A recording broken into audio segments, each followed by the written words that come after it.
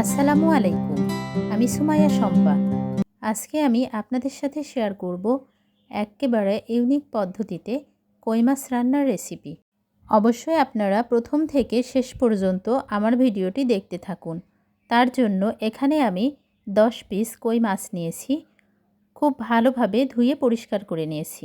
Half চা চামচ হলুদ গুঁড়া, হাফ চা চামচ লবণ, হাফ চা চামচ শুকনা মরিচের গুঁড়া। এগুলো আমি মাছের সাথে খুব ভালো করে মাখিয়ে নেব। মরিচ দেওয়া হয়েছে যার কারণে আমি হাত দিয়ে মাখালাম না। শুকনা মরিচের গুঁড়াটা অ্যাড করার কারণ ফ্রাই করা মাছের কালারটা খুব দারুণ আসবে। এটাকে এখন আমি ফ্রাই করে নেব। তার জন্য গরম কড়াইয়ে পরিমাণ মতো সরিষার তেল দিয়ে নেব। তারপর অপেক্ষা করব তেল গরম হয়ে আসার জন্য। তেলটা এখন গরম হয়ে এসেছে। গরম তেলে আমি সবগুলা মাছ দিয়ে নেব। আপনারা যারা যারা আমার ভিডিওটি দেখতেছেন কিন্তু এখনও লাইক দেন নাই, প্লিজ একটা লাইক দিয়ে দেবেন। যারা যারা আমার ভিডিওটি ফেসবুক থেকে দেখতেছেন প্লিজ আমার পেজটিকে ফলো দিয়ে দেবেন। যারা যারা ইউটিউব থেকে দেখতেছেন প্লিজ আমার চ্যানেলটিকে সাবস্ক্রাইব করে দিবেন। মাছের এক পিঠ প্রায় হয়ে এসেছে। এখন আমি মাছগুলাকে উল্টিয়ে দেব। মাছগুলা ফ্রাই করা হয়ে গেলে আমি উঠিয়ে রাখব। মাছগুলা কতটা দারুণভাবে আমি ভেজে নিলাম দেখে অবশ্যই বুঝতে পারতেছেন। আমি আজকে যেই পদ্ধতিতে এই কই মাছটা রান্না করব, এভাবে যদি কই মাছ রান্না করা যায় মাংসকেও কিন্তু হার মানাবে। এবার এই তেলের মধ্যে আমি পেঁয়াজ কুচি দিয়ে নেব। পেঁয়াজ কুচিটাকে হালকা একটু নাড়া দিয়ে নেব।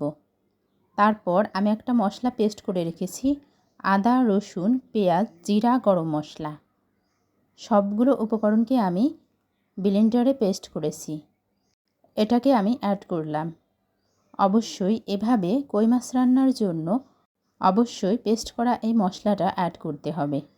হাফ চা চামচ পরিমাণ মরিচের গুঁড়া, হাফ চা চামচ হলুদের গুঁড়া, হাফ চা চামচ পরিমাণ জিরা গুঁড়া, হাফ চা চামচ পরিমাণ মেথি গুঁড়া, 1 চা চামচ পরিমাণ ধনিয়া গুঁড়া।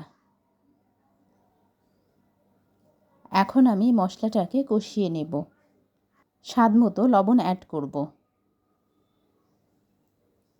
মশলাটাকে আমি কষানোর জন্য আরেকটু তেল দিয়ে নেব। আমার মনে হয়েছে তেলের পরিমাণটা কম হয়েছিল। প্রত্যেকটা রান্নার ক্ষেত্রে মশলাটা কিন্তু খুব ভালোভাবে কষিয়ে নিতে হবে। মশলাটা কষানো হয়ে গিয়েছে। আমি সামান্য একটু পানি দিয়ে নেব। এখন ফ্রাই করে রাখা মাছগুলা আমি কড়াইয়ের মধ্যে দিয়ে নেব। এই মশলার সাথে মাছগুলাকেও আমি 5 মিনিটের মতো কষিয়ে নেব। ফ্রাই করে রাখা মাছগুলা এখন আমি কড়াইয়ে দিয়ে নিলাম। আমার এই ভিডিওটি যদি আপনাদের কাছে ভালো লেগে থাকে অবশ্যই বেশি বেশি লাইক, কমেন্ট এবং শেয়ার করবেন। আমার রেসিপিটি আপনাদের কাছে কেমন লেগেছে কমেন্ট বক্সে কিন্তু অবশ্যই জানাবেন। মাছগুলাকে এখন আমি উল্টিয়ে দিচ্ছি। এবার পরিমাণ মতো পানি অ্যাড করব। আপনারা আপনাদের পছন্দ অনুযায়ী পানি দিয়ে নিতে পারেন।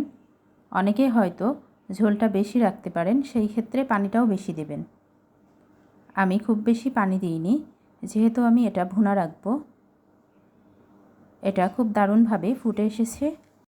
আরও 5 মিনিটের মতো এটাকে আমি জাল করে নেব। তারপর চুলাটি অফ করে দেব। চুলাটি অফ করে দিয়েছি। কই মাছ ভুনা রেসিপি একেবারে পারফেক্ট হয়ে এসেছে। এখন মিক্সিং বলে এটাকে আমি পরিবেশন করে নেব। এভাবে কই মাছ ভুনা করলে খেতে কিন্তু অসম্ভব মজা লাগে। আমার এই রেসিপি ফলো করে আপনারা অবশ্যই একদিন বাসাতে ট্রাই করে দেখতে পারেন। প্রথম থেকে শেষ পর্যন্ত আমার ভিডিওর সঙ্গে জুড়ে থাকার জন্য অসংখ্য অসংখ্য ধন্যবাদ। ভালো থাকবেন সবাই। আসসালামু আলাইকুম। ফিরে আসবো আবারও নেক্সট ভিডিও নিয়ে। আল্লাহ হাফেজ।